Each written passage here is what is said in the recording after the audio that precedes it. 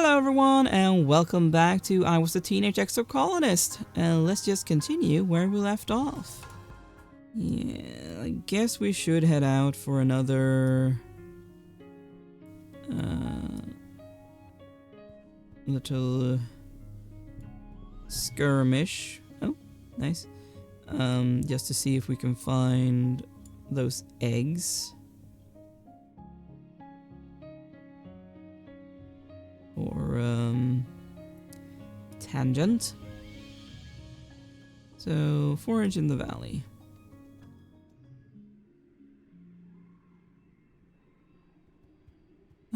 Should be able to venture further now, I think. Since it wasn't... There hasn't been another new season starting since last time I was here, so... hopefully we can find what we're looking for. Or, well, what Tangent is looking for. Okay, nothing that way. Let's check this. Oh, hello. A bristle slug is rooting around in the underbrush. It's like a little porcupine with no legs. Just observe it. Miraculously, it doesn't even notice you here. You watch it bumble around. It's so cute. It has no legs, just a scaled belly that it kind of flexes and undulates to get around. And unlike a slug, it isn't slimy at all. Actually, it's pretty darn adorable. Let's get that.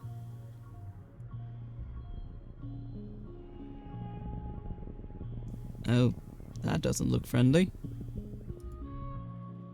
You come across a veritable feast of berry bushes. Gloopy sagging bushes with enormous purple berries. They look delicious. Yeah, let's research them first.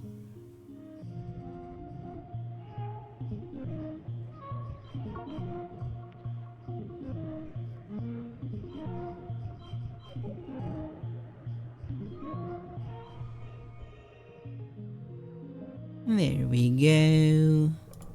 So what are they? Oh, these purple berries? They're not even in the holopedia as berries. Alright, it's those. Set them off from a safe distance. Yeah. Done that event before. No. I wanted to go down here. What are you?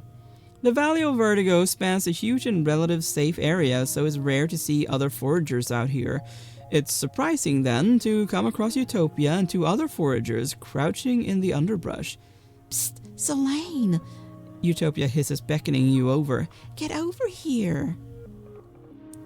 You slink over to the other foragers. Oh, that's what Congruence turned into in the virtual reality thing. Through a gap in the underbrush, you spot a terrific sight. A fully grown manticore has fallen into a nest of at least 20 snap bladders, and they're engaged in what looks like a battle to the death. I got 10 kudos on the snap bladders, she says. I fell into a nest once. I was laid up in the med bay for a week. Poor Manticore, one of the other foragers says. What a way to go. The last forager snores. Who cares? After what they did to Hal, every Manticore can rot for all I care. The Manticore roars in pain as it's torn apart by the whip-fast, hungry snap bladders. I mean, technically, I would love to do that, but I don't really want to do that. I mean, it's not gonna see it that way as me helping? I don't know. I mean, sure. Sorry guys, but I'd rather root for the animals, to be honest with you.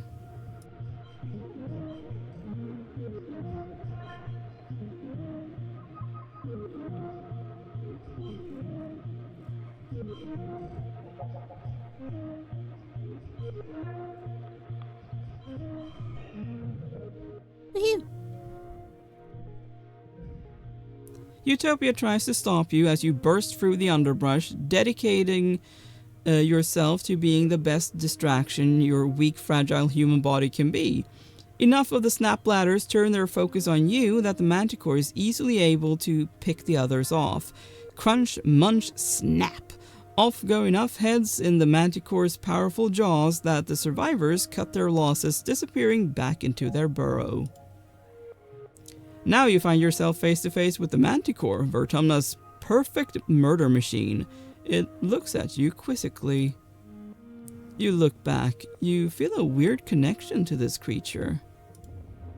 Suddenly, the manticore roars, lunging at you and lashing its great mane. Wisely, you scream in terror and get the hell away. Like I said, it wouldn't understand. Luckily, the manticore is too wounded to bother chasing you. You and the other foragers make it away without injury. Keep exploring.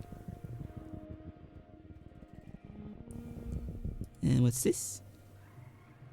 Your path is blocked by a massive 8-legged xenofauna, something between a spider and squid and a bear. It's in a rage, grunting furiously and bashing itself against the trees and rocks at random. You duck and hide as it glares in your direction, its breath heaving and dozens of eyes gleaming with madness. It's the same soft pink and purple you recognize from the multi-legged Riki that live in this area, but so much larger. Could this be a related species? Its gaze drops from you to your pet Riki, Rikitiki, who chitters and runs up to it, waving its grasping tentacles. The gigantic creature huffs and leans down to sniff it, its rage forgotten. Could do that. Sure, let's try singing to it. I want to understand these creatures, so...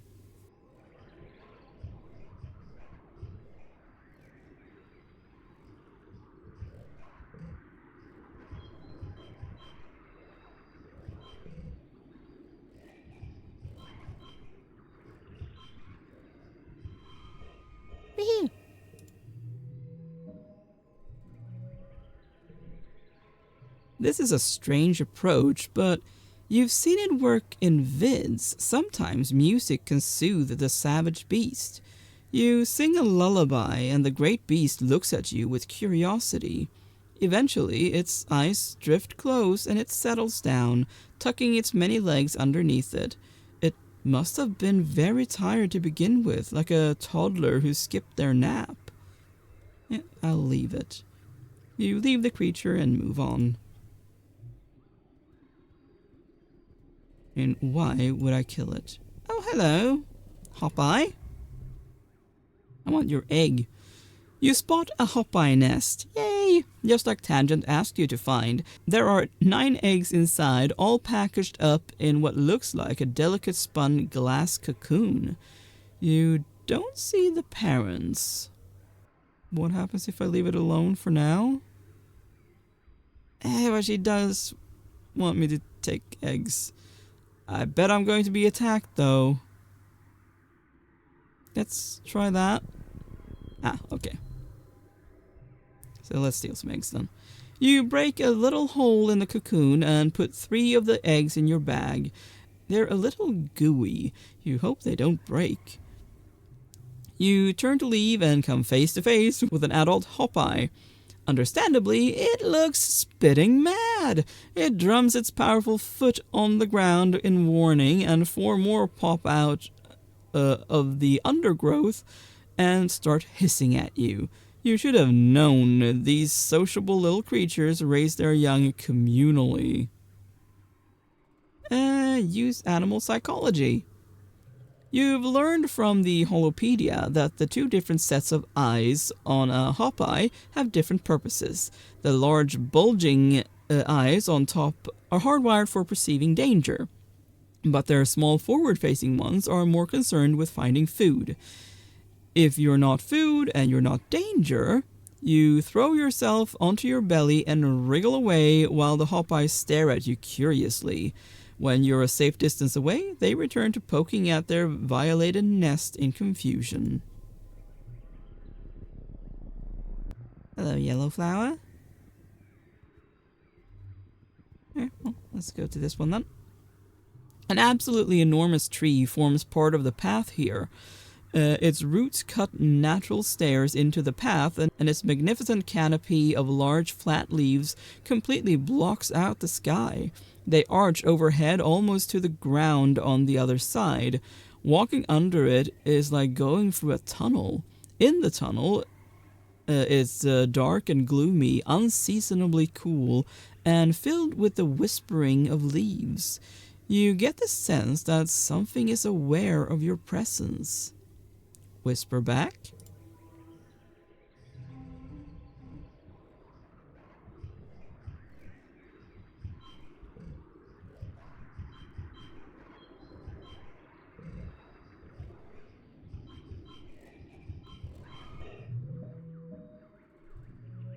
Meow. A nearby leaf unfurls and offers you 2 large hard nuts. You feel a sense of peace and cooperation wash over you, like you and the tree have an understanding. Eat one and plant the other? Sure. You crack one of the nuts and eat the meat inside. It's bitter but tasty. You take the other one to a clearing about an hour away and plant the second nut.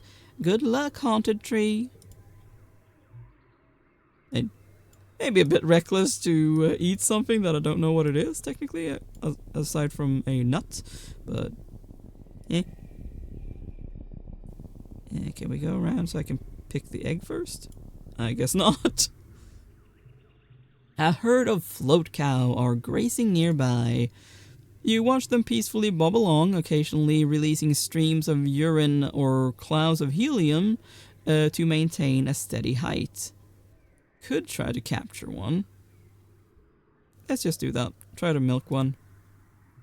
You approach a gravid float cow, clucking softly to it. Its big bug eyes peer at you curiously as you hunker down by its udders and relieve it of, wow, almost 10 liters of float cow milk. The float cow seems relieved to be milked. It's so light after you finish that it leaps into the air and the rest of the herd follows.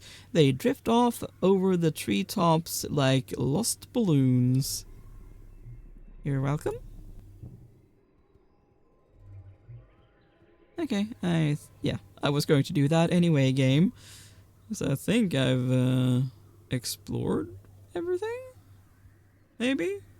So let's go to that little outpost thing here. Go home.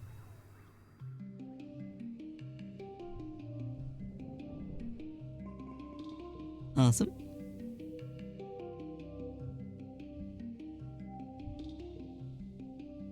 Let's go to tangent.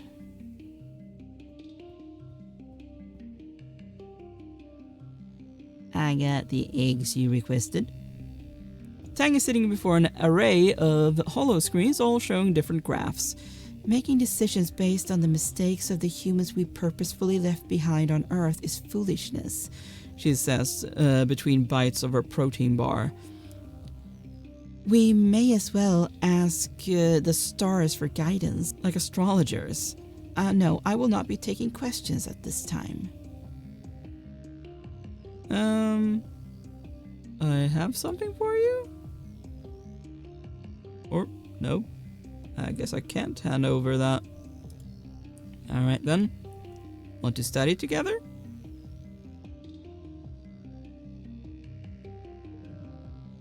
You offer to help Tangent with her schoolwork, but she just shrugs you off. I'm not working on school anymore, she says. Chief Engineer Instance says I'm smart for my age and my talents are wasted in school. She opens her holopalm and shows you some of her lab notes. It's so much work though, she complains. Honestly, maybe it would be better to be like someone else. Unintelligent people seem happier. Just then, Nem jogs by with a squad of soldiers all marching in time. She gives you a little wave, then cringes as the leader barks at her to keep her eyes forward. Tang shudders. On second thought, forget I said that. I'll keep being smart, thank you. Yeah. Well, let's go and take that break then. You enter the lounge several times this month to find Rex and Cal practically fused to some of the beanbag chairs. They're glassy-eyed and giggling and surrounded by snacks. Weirdos. Can get rid of A1. Awesome. You find Tangent in engineering and set down the bag of squelchy, goopy Hopeye eggs. Her eyes go wide. "You found them!" she exclaims. "That's wonderful. I was beginning to think you'd forgotten all about my request." Hasn't been that long. She reaches for the eggs but stops. "Wait, what is that sound? Are they?" They are. You hear a wet cracking sound coming from the bag. You're about to witness the miracle of life, Vertumnalia style. What do? Analyze the process. You pull out your holopalm and prepare to take notes. Why miss this opportunity? You and Tang watch in wonder as the gel-like shell of the largest Hopeye egg splits like a ripe melon in the sun, spilling out a tiny, squirming pink baby and a small puddle of amniotic fluid. You watch the last two eggs intently, but through the clear eggshells, you can't see any movement inside at all, not even a heartbeat. "It's okay," Tang says. "We only need one." The tiny Hopeye is on its feet, foot, within minutes, taking cautious little hops on the sleek surface of the lab bench. "Magnificent," Tang says, keeping the palm-sized Hopeye from falling off the table. "I expected them to be helpless at birth, like kittens or birds, not already moving around like an ungulate. Incredible. I can't wait to study it." I mean, I already have a pet. Let's let her keep it. "Perfect," Tang says. "Let me get a specimen container for it." Okay. She leaves you with the tiny, clumsy thing, which chirps and blinks up at you unevenly with its 4 eyes. Well, whatever Tang and Dr. Instance are going to do with it, it's probably for the greater good of the colony. I just hope they don't, decide to kill it and dissect it. For science. Anything for me to pick up? Or, anyone to speak to? Of course, we could always give Rex a hug.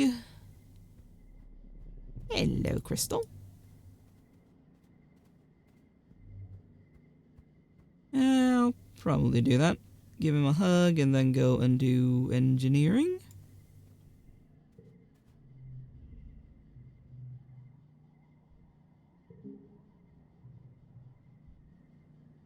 "Oh, yeah!" Rex exclaims, wrapping you in a strong bear hug.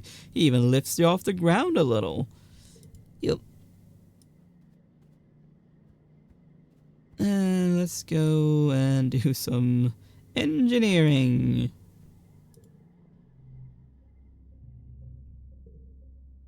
This month, you explore making electronic music. Oh, okay. Sure. That one again.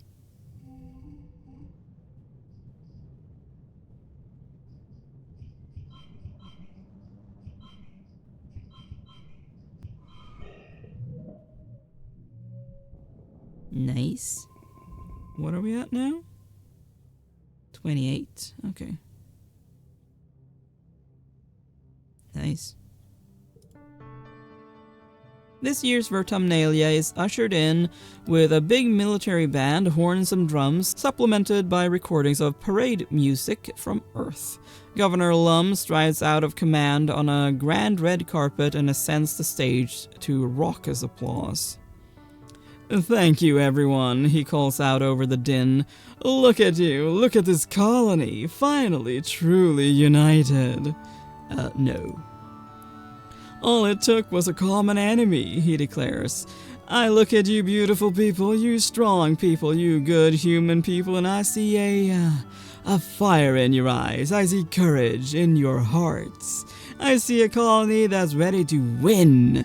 I see a colony that's here to stay, Vertumna. Do you hear me? He raises his arms and roars. Do you hear me, Vertumna? We humans aren't going to hide anymore. Lum gestures to Security Chief Rhett to join him on stage, then continues. The original fugitive colonists got it wrong. In Roman mythology, Vertumnus was the god of cultivation, not of rampant chaotic growth. He clenches his hand into a fist. We need to clear the field before we can plow it. Vertumna won't be safe for human life until the aliens are eradicated. That's as stupid as saying, oh yeah, let's kill all the animals on Earth because, hey, they can be dangerous to us. Yeah, but they're needed for the environment. Rhett crosses his arms and nods his agreement. Maybe there's more to this plan than Lum is letting on. Lum descends from the stage and does a receiving line of handshakes and fist bumps. In the vacuum left by his presence, Chief Administrator Seek takes the podium and clears their throat. I want to announce that this will be the last year that festival contests will be held. Whatever. A sound of protest rises from the crowd, and near the front, Lum just shrugs theatrically and mouths, "Not my fault." Seek looks down at him pointedly, then continues. This war will use our colony resources at a tremendous rate, including the most valuable, time. Then why even have the Vertumnalia? Just skip it. Lum takes the stage again and soothes the crowd. I do have some good news, he declares. Starting today, the colony is going to be granting requests from people who want to have children. Don't care. A happy murmur burbles through the crowd. Yes, that's right. It's time to start on the next generation of Vertumnans and secure a future for our children. Lum pumps his fist in the air. Humans, humans, humans. Anyway, about this war on nature. I think it's stupid, Cal says immediately. I know survival is important, but we don't have to kill things to survive here. Mars rolls her eyes. Duh, of course you'd think that, she mutters. Personally, I think Lum is a total nullhead. He's not that much older than me. What is he, like 24? And everyone listens to him? She flips her hair over her shoulder. They should listen to me instead. Finally, you're all called to participate in the games, the last ones, maybe forever. If this war on nature ever ends, you'll probably be an adult.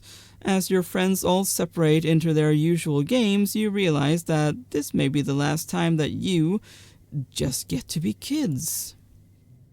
What do you choose? Technically nothing of it, but fine. Tangent is out for blood this year. She snaps at anyone who tries to talk to her before the trivia begins and complains that she's been cramming so hard on pop culture that she feels like her brain is about to explode. Meanwhile, Nomi Nomi just bobs along to the music in their Here Speak as they wait, totally unbothered.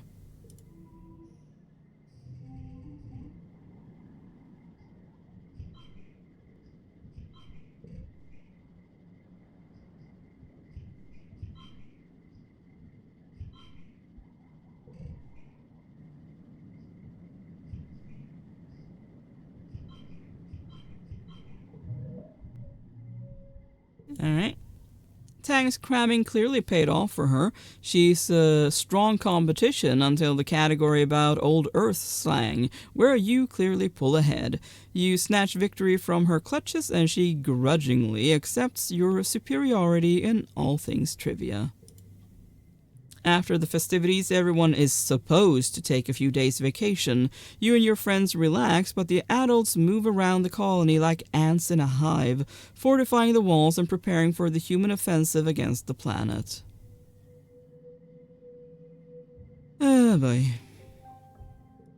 Stupidity is what I will say to that. Utter stupidity. I will end this episode.